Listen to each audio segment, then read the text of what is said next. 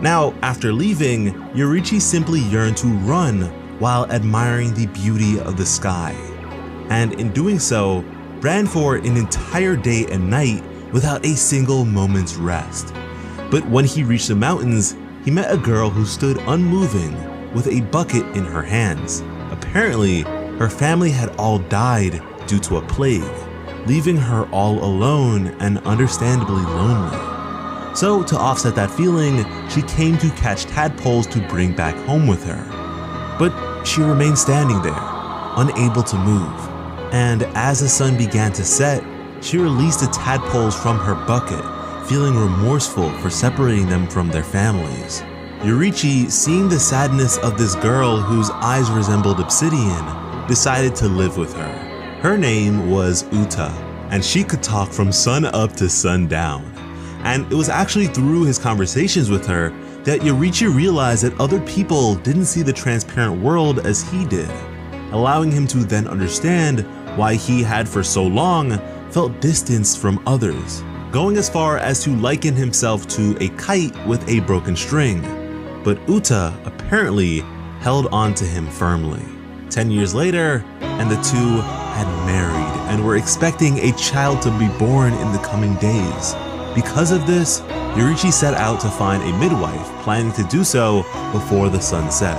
But along the way, he encountered an elderly gentleman who, despite his heart complications, was making his way to visit his son, who had been fatally wounded in battle.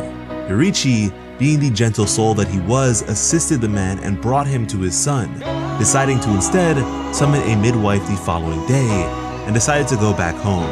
But night had arrived, and when he returned home, he was met with the chilling sight of his wife and unborn child who had been slaughtered. Having lost these lives he cherished more than his own, Yoriichi went on to cradle their bodies for 10 consecutive days. From there, a demon slayer in pursuit of a demon would come across this scene and convince Yoriichi to mourn them properly through prayer. And this demon slayer was actually the ancestor of the flame Hashira, Rengoku. You see, Yoriichi's dream at the time was to live a simple life with his family in a house so small that they'd sleep side by side, keeping so close that he'd always be able to see their beautiful faces. But unfortunately, in this beautiful world exist demons. And so it was from then on that Yoriichi would join the ranks of the demon slayers. And in doing so would change things forever by teaching them the breathing techniques. Yoriichi's sun breathing was that of a legend, but wasn't necessarily suited for the bodies and skills of the various Hashira, who couldn't come close to matching him.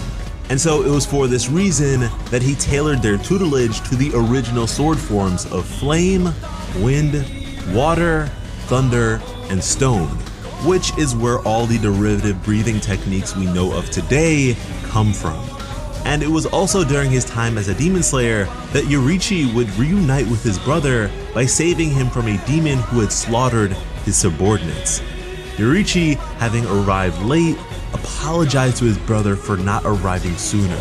After that, Michikatsu too would join the demon slayer. With their bolstered strength and forces, the mark would begin to spread, making them even more powerful.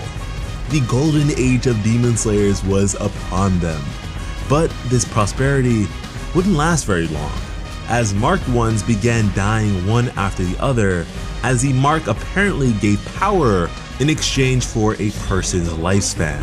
But even still, it wouldn't be long before Yoriichi came face to face with destiny, as he'd come across Kibitsuji Muzan himself. And it was in that very moment that Yoriichi believed himself to have been born to defeat him. Muzan's malice was sickening. Yoriichi described his presence to be like magma erupting from a volcano, as if the consumption of all was his primary directive.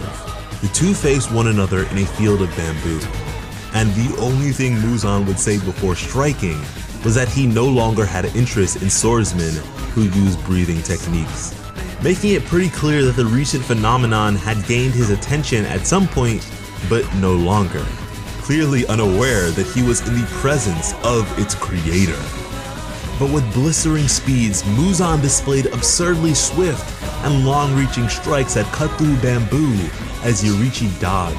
Immediately realizing that even a single scratch could kill him, Yoriichi, for the first time in battle, felt a chill run down his spine. The innards of this monstrosity were wretched. He had 7 hearts and 5 brains, so simply decapitating him wouldn't be enough. But with a dazzling series of motions, Yoriichi had completed the 13 sword forms of the sun and struck the human-shaped demonic scourge.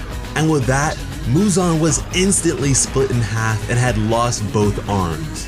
But with the stubs that remained, he desperately kept his severed head on his shoulders as he retched in pain and confusion as to why his limbs weren't regenerating and his head wouldn't reconnect. And so, with Muzan in such a pitiful state, Yoriichi felt the need to ask him what the value of a life was to him, a question that Muzan would not answer. Instead, with anger, his face became beet red. With that, Yoriichi looked to the demon girl who had been accompanying Muzan that he didn't pay much attention to prior. She actually didn't attempt to aid the fallen Muzan at all. In fact, she looked to his battered state with hope and wonder in her eyes. Yoriichi decided that he'd deal with her after finishing Muzan.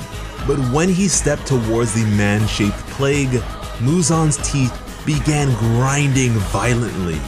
And in the next moment, Muzan's body broke apart with tons of force, and Yoriichi was quickly able to sense a total of 1,800 pieces of flesh, but was unfortunately only able to destroy 1,500. The remaining pieces were small, but enough to join together into a clump roughly the size of a human head. And with that, Muzan had